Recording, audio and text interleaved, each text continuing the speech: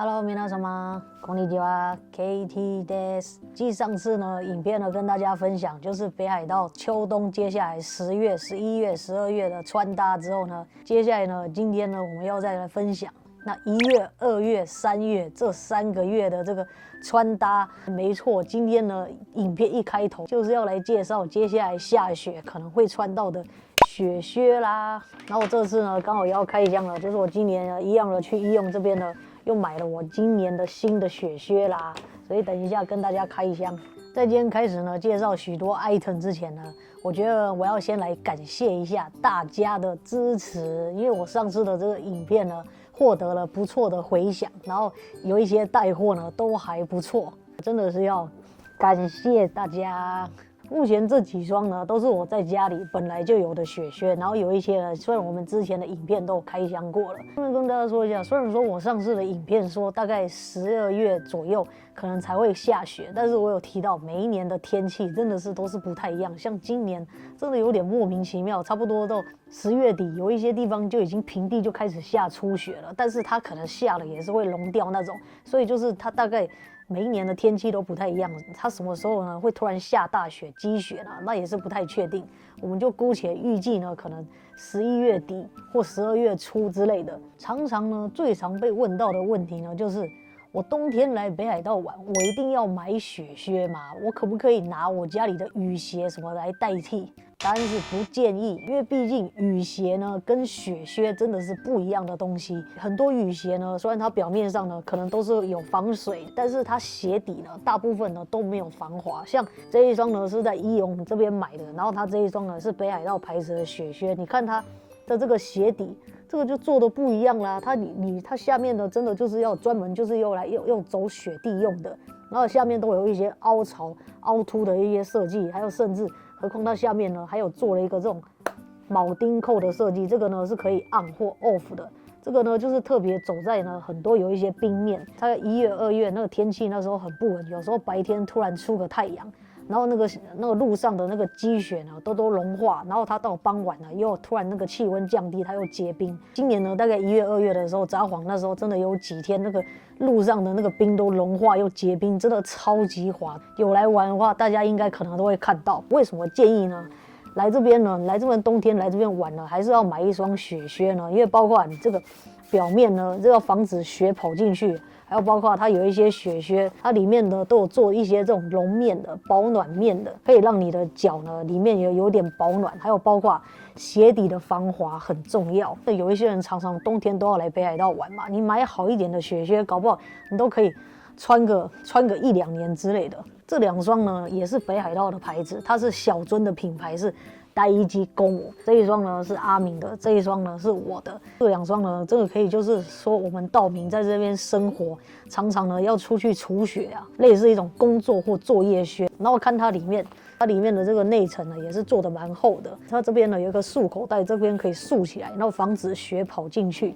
然後你就光看這個鞋底就好了。你看這樣子的鞋底，你說雨鞋它鞋底有可能做像這樣子嗎？當然呢，不要覺得說誇張呢，因為之前呢就有觀眾呢真的到我的那個臉書那邊留言，就說什麼他來這邊玩，然後他滑倒，而且甚至還叫救護車送醫院。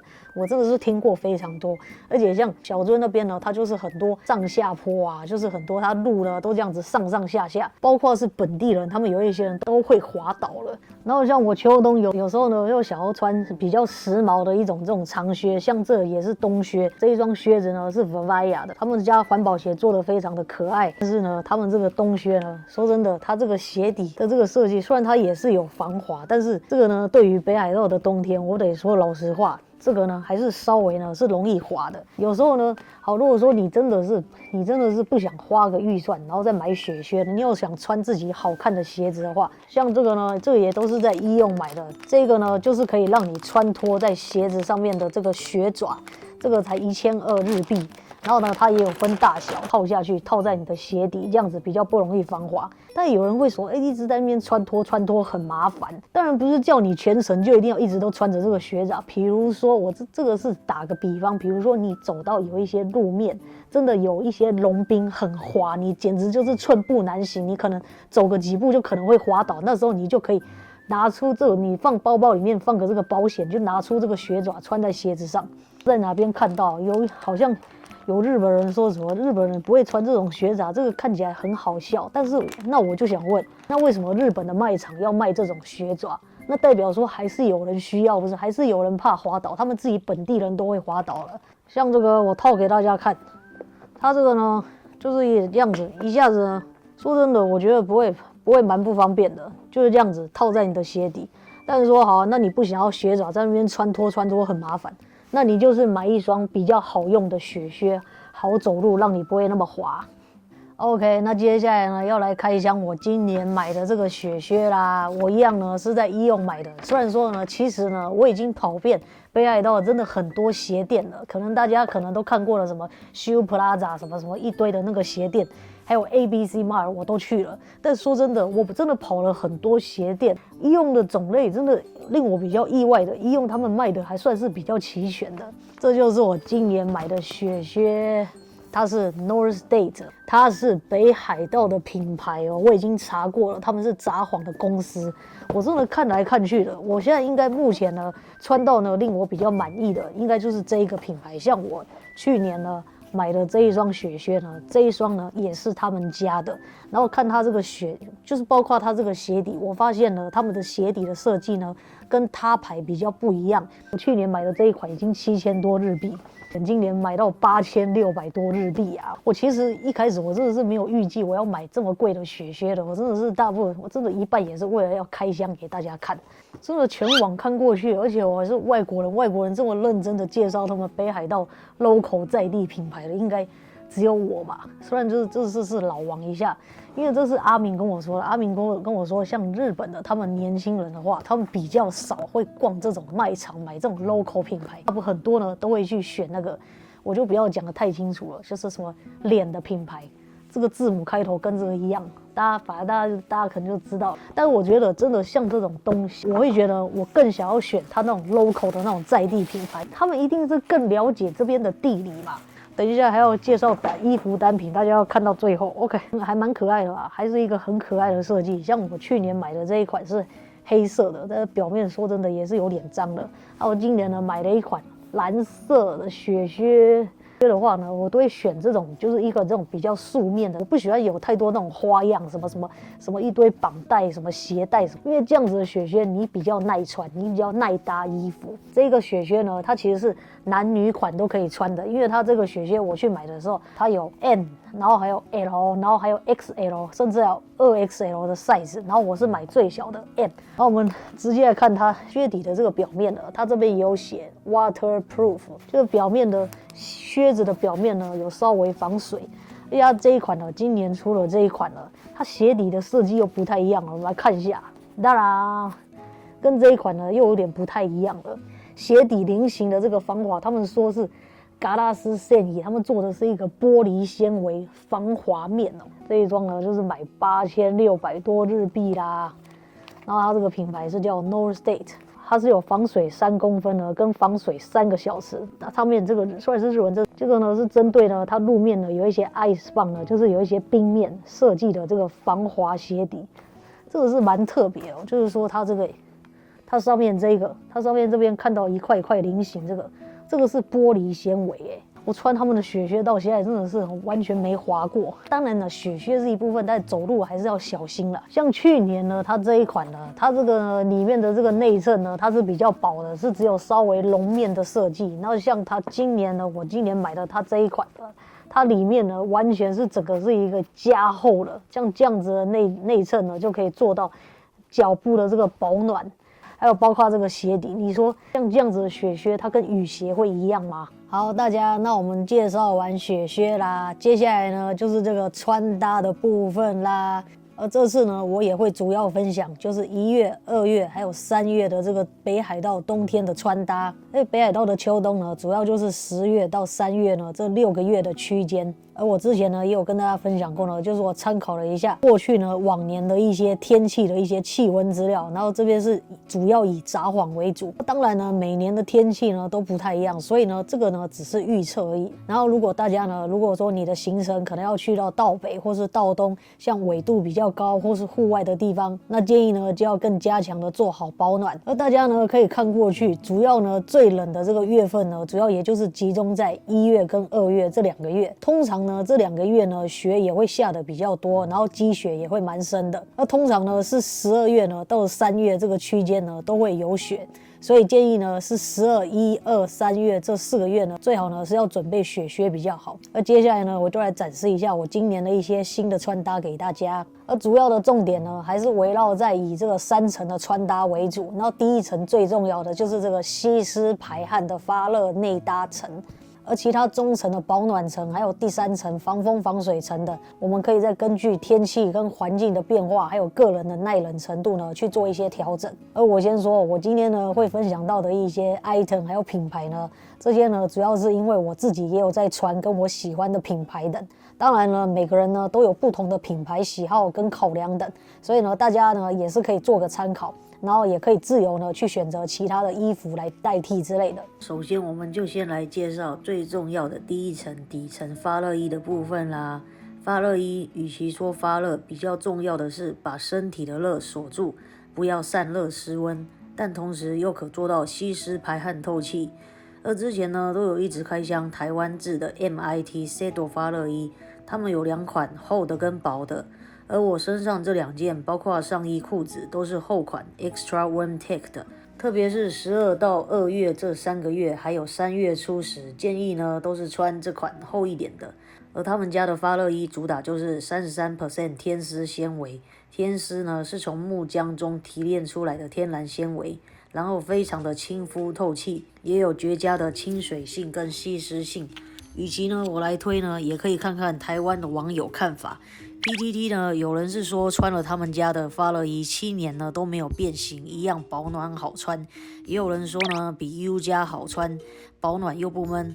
總而言之呢，這款呢算 CP 高也好穿的 MIT 發熱衣啦。然後它的厚款刷毛也不會做得太厚不透氣。而保暖溫度呢，我個人評測呢，大概是到-5度左右，其他呢就是看個人的體感跟搭配的外衣而論啦，算是活動量稍微較大的人適合穿的發熱衣。而這次呢，我們也要另外開箱2款底層衣啦，這2款呢都是蕉下的。首先介紹這一款呢是上衣跟褲子一個 set 的，有分中暖款跟高暖款。中暖款呢也是號稱可以治癒到-5度，而高暖款呢甚至可以治癒到-15度。我身上呢這款雖然只是中暖款，但是我摸起來的質地呢跟 Sedo 很不一樣。它這款質地跟密度感覺做得比較高，厚度也比較厚，說是有添加了椰油跟微米級纖維羊絨蛋白，具有保濕成分的潤澤底層衣，肌膚觸感也是滑滑的。主要是這款穿上去呢，感覺是更貼合肌膚的，一穿上去馬上就感到熱了。在手部跟腳部的袖口呢，都有做防風的絲織螺紋袖。內刷毛部分感覺密度是比較高的。雖然呢，這款發熱底層衣呢價位稍微偏中高，不過呢，我個人感覺呢，很適合體質呢更畏寒、活動量稍微小、靜態時更怕冷的人。特別是家裡如果有長輩、老人家，這款發熱衣呢，我覺得非常適合。然後呢，它又加了椰油等，也可以減少肌膚乾燥。再來呢，這款呢也確定是抗靜電的機能發熱衣，給大家參考。再來要介紹的第3款發熱衣，它其實也是一款適合運動的打底衫。這款也是蕉下今年的秋冬新款，特別是這款是可以單穿在外面的底層衣。表面也有抗 UV、UPF 50+材質，材質呢是特殊的溫感防曬原紗，可以做到全域物理防曬。另外也加了天絲成分，可以有效吸濕發熱。我穿上去的感覺呢，是覺得它的密度跟厚度呢，還有保暖程度，跟一般薄款的發熱衣是差不多的，只不過它是沒有內刷毛的設計。怕冷的人的話，也可以考慮把這件穿在最裡面，然後在外面再加一件刷毛的內搭或中層也可以。把這件呢當做速乾排汗內搭，然後呢，特別是它頭部的還有這個面罩設計可以拉起來，這個對於例如是冬天要去滑雪或運動等，真的非常的方便。因為即使是冬天，雪地反射陽光導致紫外線更強，需要更加的做好防曬。而且呢，這件在他們全球官網已經累積了不錯的評價咯，可以參考看看。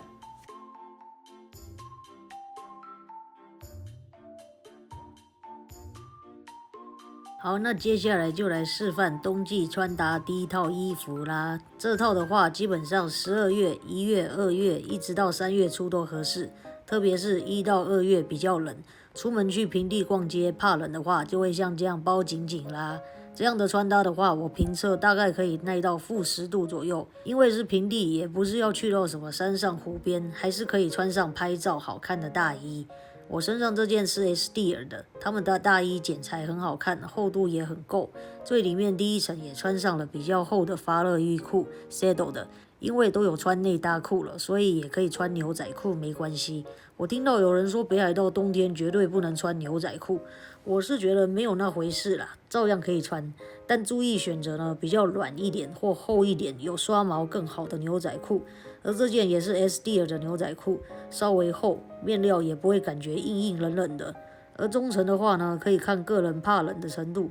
我身上這件中層是蕉下的雙面磨毛萬利龍外套，這件真的很好穿，比一般絨毛外套還薄又輕，才350多克，0.53公分的厚度。但是呢，它比一般刷絨中層衣或外套都還保暖，主要是因為它們的絨粒纖維做的比較細，也有做壓縮。這件密度很高，單數200D，非常的輕薄，卻又非常保暖。每次大概北海道春天或秋天怕冷，我隨便搭這件上去就很暖和了，而且這件也蠻百搭的，給大家參考。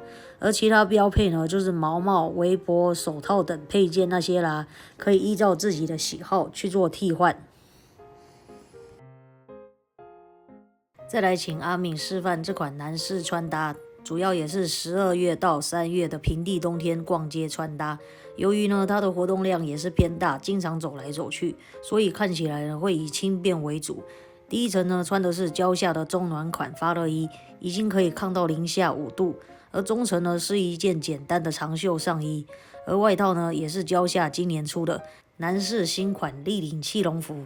蕉下他們很特別的是呢，基本上不做羽絨，而是他們自己研發的氣絨材質，是把纖維絨毛粒做到極小，將近奈米級的中空蓄熱纖維。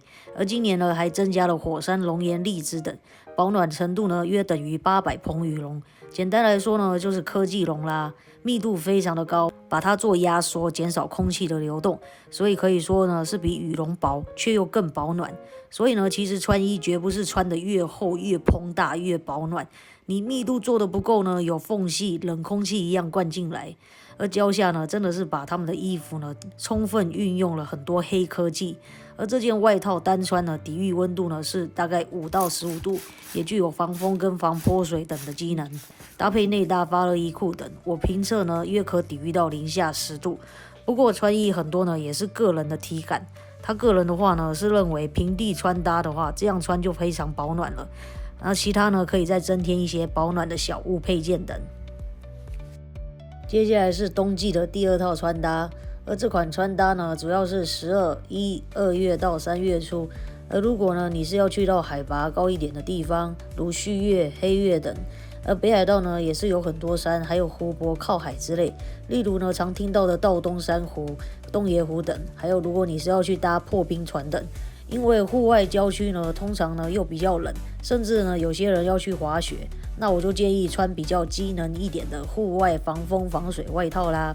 而我身上這件呢是蕉下今年新款的3合1衝鋒衣，而第一層呢也是穿了比較厚的發熱衣，而中層呢是萬利龍上衣，下面搭配了一件蕉下今年新款戶外防風防水傘兵褲。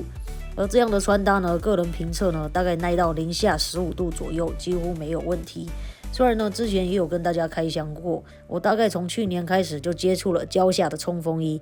再一次強調呢，他們家主打呢就是輕量、輕薄、黑科技。而把衣物呢做得上身不臃腫不膨大，但是保暖一樣有做到。為什麼我會這麼推呢？因為上個冬天我都穿他們的衝鋒衣，不知道去滑雪好幾次啦。像今年呢，2024 2月續月呢，那時候也是-16度多，我也是穿這款衝鋒衣去滑雪啦。因為滑雪動起來呢，也都會流汗，會感到熱。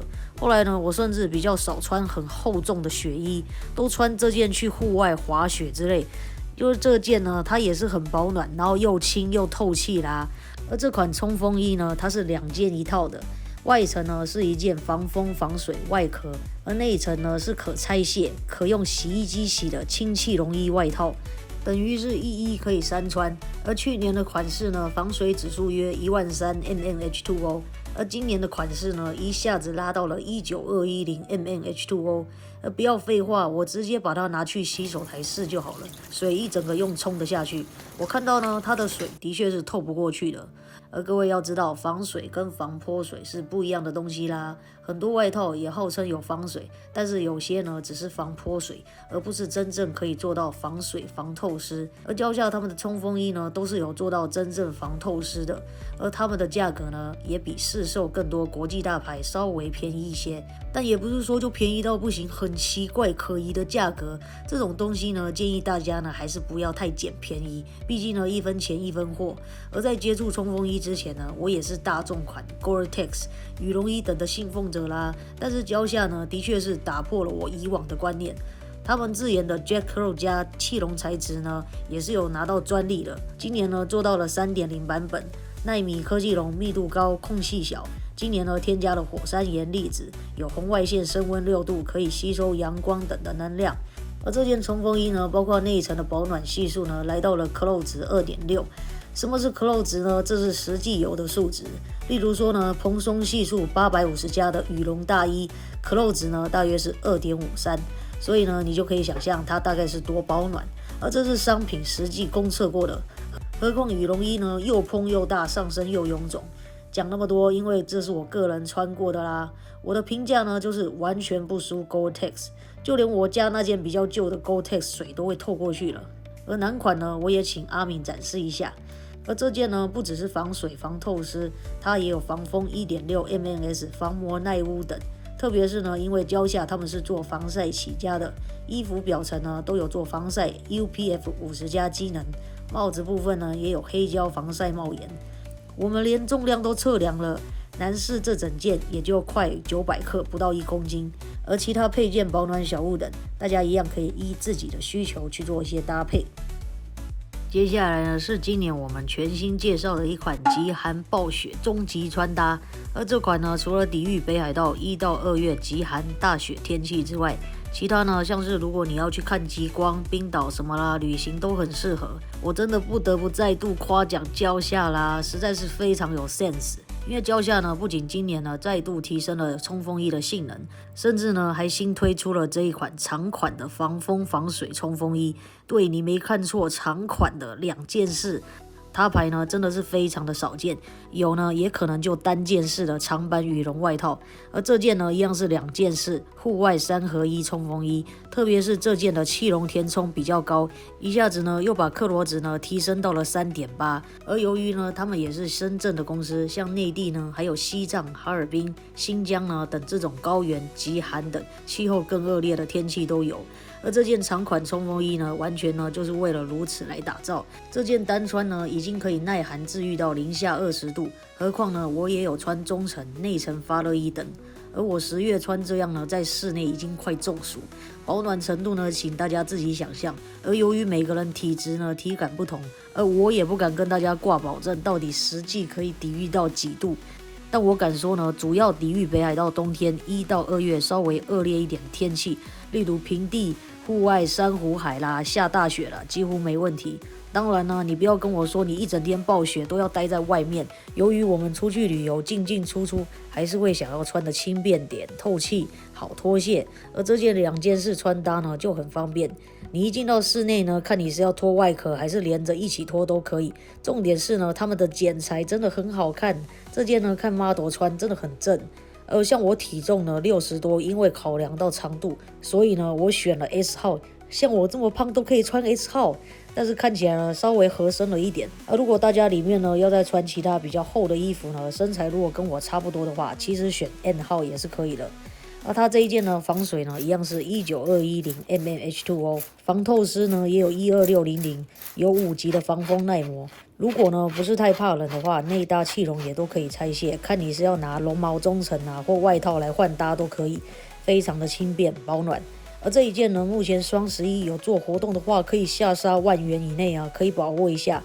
其他地方看不到的款式，也看不到的價格啊。然後其他呢，它也有黑色、棕色等，設計呢非常的好看。再來也要來推推這件一樣蕉下今年新款，設計好看前衛的戶外防風傘冰褲啦。相信冬天我們去到戶外，除了上衣不只要穿3層保暖之外，下半身呢其實也是非常重要的啦。所以我才會也說要穿雪靴保暖。而腳部呢，除了可穿內搭褲做內層保暖，讓我們可以穿各種好看的褲子之外，戶外呢也可以選這種有防風防潑水的褲子。而這款傘冰褲呢，除了防風防潑水，也有抗 UV 又耐磨。而蕉下這款褲子呢，有做2款，一般款跟保暖加絨款。我身上的這件是一般款，4季都可以穿，所以另外穿了內搭褲。腳部怕冷畏寒的人呢，可以選擇加絨款。剪裁漂亮又酷，然後又很修身，可以修飾腿型。側邊呢也有口袋設計，給大家參考。大概集中講完比較冷的12、1、2月到3月初的穿搭後，而除了這個區間外的入冬前的秋天等，我們就可以穿得輕便一點。或是那3個多月如果沒那麼怕冷的人，也可以穿像這樣，同樣也3層，但內搭呢可以選擇比較薄的發熱打底衫之類，然後中層呢其實只需要一件薄長袖即可。我身上展示的這件外套呢，也是蕉下今年新款的女士立領氣籠外套，也就是類似我們熟知的輕羽絨外套啦。只不過呢，它也是他們的專利氣籠材質，今年的 Jet Cloth 加氣籠 3.0， 而這件的氣籠填充密度也很高，Cloth 值呢來到了 3.4， 幾乎是已經勝過一般羽絨衣了。而如果怕冷的話呢，裡面穿厚一點的內搭，再搭這件1到2月平地呢都是沒有問題的。還有它上身呢也不臃腫，是有點可愛的修身版型。再來呢，蕉下的氣籠衣，你也很少會看到那種羽絨萬年的橫向車縫線，有時呢也看不到什麼車縫線，因為呢他們都已經把絨毛呢做得接近奈米級了，根本不怕有跑龍的問題。而我下半身這件同樣蕉下的高彈保暖闊腿褲也是非常的好穿的啊。這件褲子呢是有加比較厚的絨毛的，也可以耐到零下5度，有時候單穿就很保暖了，也不用再加內搭褲。特別是呢，它這件剪裁真的很可以，又修身。我明明那麼胖腿又粗的人，穿起來立馬顯瘦5公斤吧。冬天本來呢就怕穿衣臃腫，很需要剪裁修身的衣服，而它有 MAI 的流線剪裁，包括褲管中央 I 線、褲襠 A 字形跟臀部 M 線，有提臀效果，有很高的透氣率跟高彈科技，穿起來很舒適又保暖啦，又修身，適合各種腿型，算是秋冬非常百搭的休閒褲。看你是要搭氣籠服、搭大衣，隨便都好看。有時候呢，秋冬單穿呢也特別保暖。而再來呢，再說一下身上的這件輕薄萬利絨外套。這件呢跟我剛剛介紹中層萬利絨差不多，不過呢這件是今年新出的拉鏈款，剪裁呢跟面料設計也是非常非常好看，穿上去呢非常的可愛，單穿呢可以耐冷15度左右，冬天時呢拿來當中層等都可以。重點是這件厚度呢也只有 0.6 公分，重量呢420克，它是雙面磨毛毫米級隆力纖維，也是200D 的單數，很薄，但是保暖度一點都不會輸羊毛衣等中層。重點是呢，上身輕盈呢，不厚重也不臃腫，密度高，可以鎖住暖氣。除了冬天的其他春天、秋天也都可以單穿。再來呢，最後也請阿明展示大概3月中過後，以及10到11月春秋季可以輕薄一點的保暖穿搭。他身上這件呢，也是蕉下今年新出男士款氣籠中層外套。不是我要說啦，其實我們也都3到40熟齡了。蕉下的衣服剪裁，因為設計呢都前衛好看，穿上去呢感覺老公又立馬減齡5歲了。有時候穿衣呢，當然也不只看機能。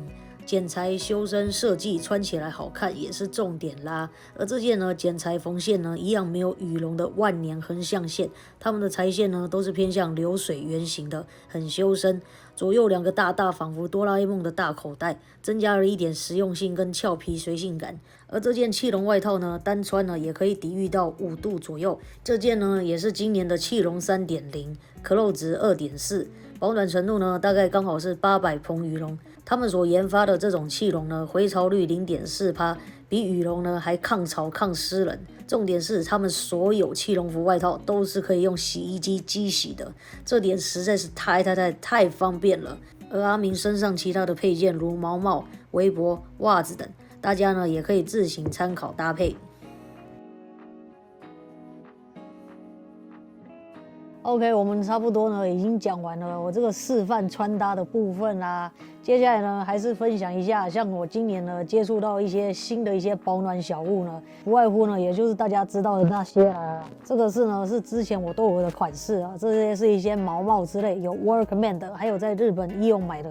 这種很怕冷的話，你可以去賣场找这种有耳罩的毛帽。哦，我真的觉得蕉下他們今年真的出的 item 真的是超級多的，而且好多設計都好美，真的是很有 sense。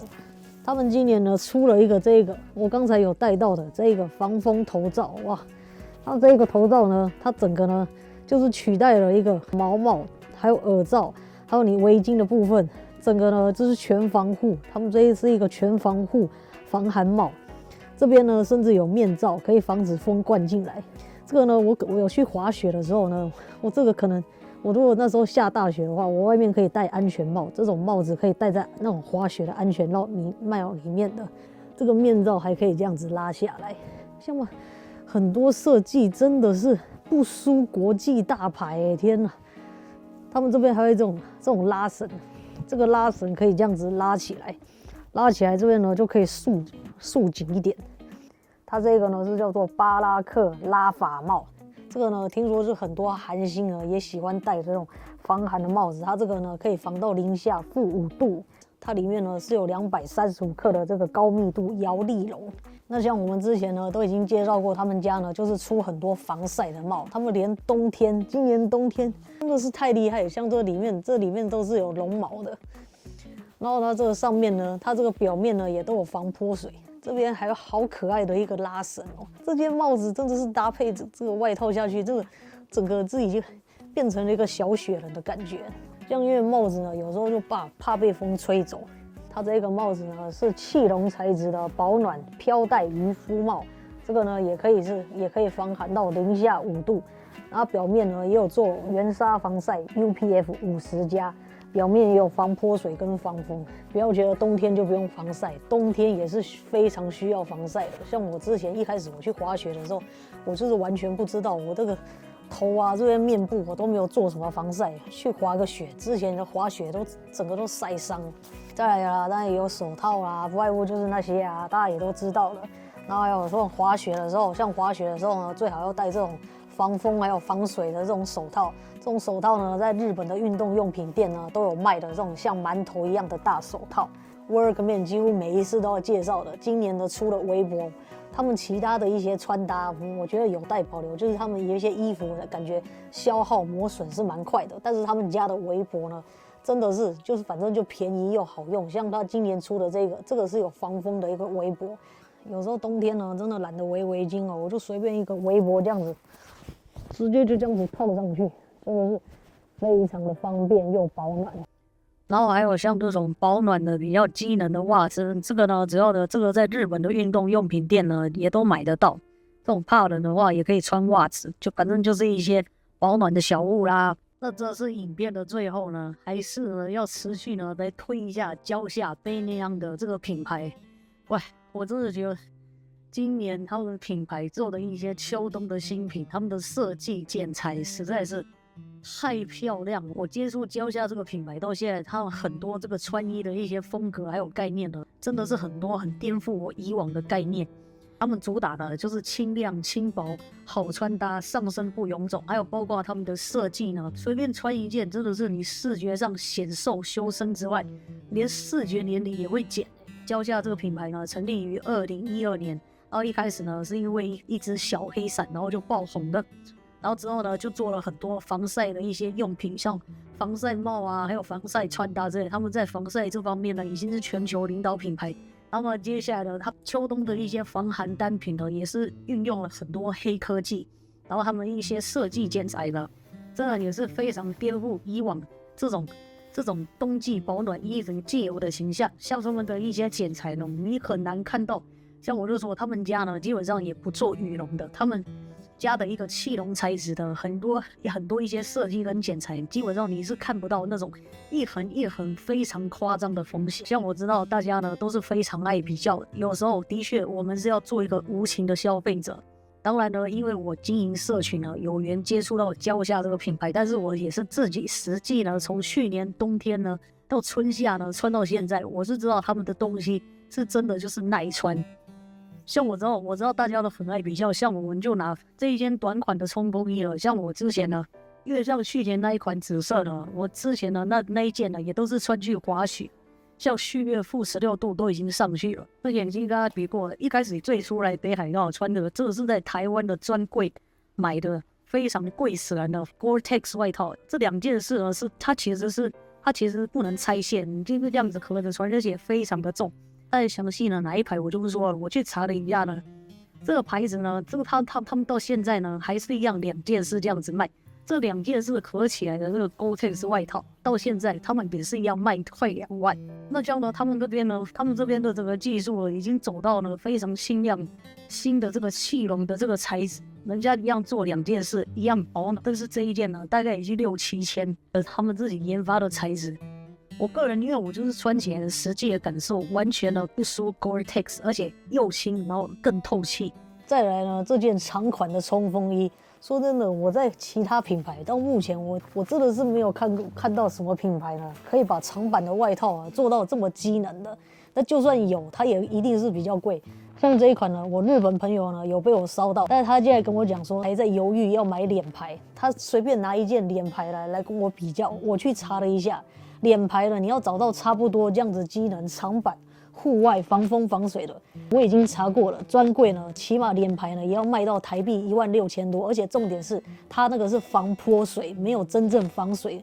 我在講重點，防潑水跟真正的防水不一樣。像這個他們的一個蕉下這個外面的這個防水外殼，我都已經測試過了，他們是真正有做到防水、防透濕。防透濕就是你水呢不要透到裡面去，就不要說得太清楚。一樣的國際大牌臉牌呢，要做到差不多，甚至它呢只是防潑水長版的，要16000多。他們做這一件呢，真的以大陸的一些很多衣服來講呢，它也不算便宜了。這一件呢也要台幣呢10000元左右，但是呢它就是有那個品質，所以它也敢開這樣子的價格。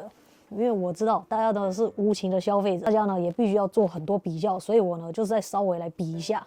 沒錯，我今天的影片呢就是豁出去了，我們就是看我們可以聊，我們可以聊多久。當然呢，也有其他社群組呢介紹蕉下這個品牌，有人看到那就很不屑，蕉下這什麼大陸品牌是吧？我一開始接觸蕉下這個品牌呢，我一開始聽到他們名字，蕉下香蕉，在香蕉下面我聽到品牌，我也就是覺得很好笑，但是我真的是我從去年冬天，然後接下來春天、夏天，然後穿了很多單品，到現在我覺得哇。真的是不要隨便拿人家品牌來開玩笑，他們是真的很致力於在戶外輕量的穿搭這方面，他們真的出了很多單品。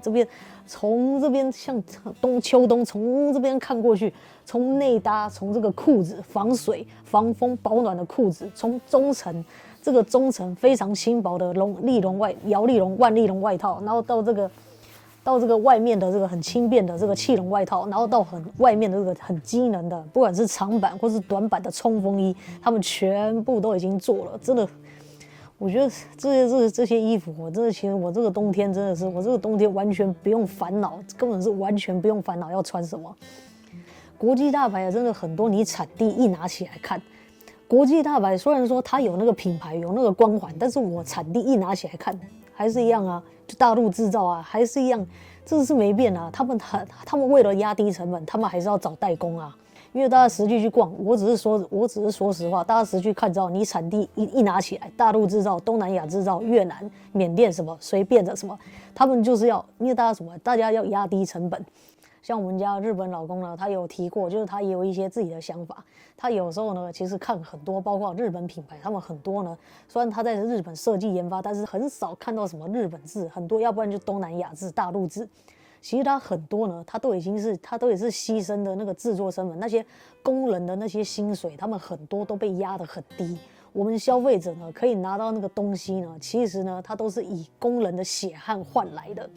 所以我覺得有時候與其呢說一些國際大品牌，但是它很多呢，它說到底它還不是就是代工。我覺得與其就是這樣子，我不如像這種呢，它真的就是在地研發、設計、製造的品牌呢，它東西我就看它東西到底做得好不好。像他們內地呢，很多地方呢，比如說什麼哈爾濱、什麼西藏啊，還是什麼新疆，有時候那些高原那些天氣呢，更惡劣、更寒冷的，他們很多的衣服，他們很多呢也是為了要去那种地方呢所設計的。所以為什麼我覺得我後來呢，覺得接觸了一些品牌之後，我覺得我越來越喜歡呢，就是想要尋找一些不錯的一些在地品牌。我相信呢，一個品牌呢，因為它東西做得夠好，它也才敢做全球市場。他們現在呢有做全球直送的這個網站，在這個網站上面買到的呢，一定是公司貨的這個正品。所以大家呢要買的話呢，要支持他們全球官網的這個正品。然後在這個官網下單的話呢，都可以使用我的專屬折扣碼，單件呢有85折的優惠，3件呢也有8折的優惠。那就是今天這次跟大家開箱2025北海道冬天的這些穿搭啦，這些穿搭呢也都適用於其他地方的冬天嘍。